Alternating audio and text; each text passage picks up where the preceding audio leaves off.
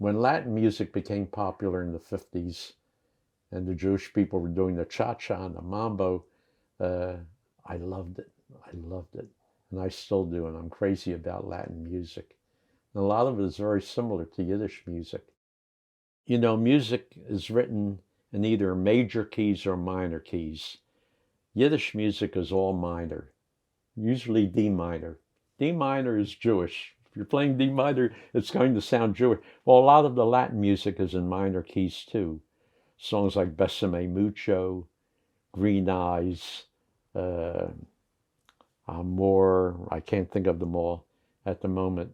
So they remind me of Jewish music. And as a result, a lot of the Jewish music, by the same token, can be played in a Latin, with a Latin feel. Songs like, I wouldn't expect you to know, Jacob de Sufir Lieb, Give Me My Heart Sidik, Mein Tayere. I play them as rumbas. They're beautiful. Papa Rossen makes a wonderful tango. My Yiddish Mädel, my Yiddish Mädel, sie ist so schön. We play that as tango. We play it as a rumba.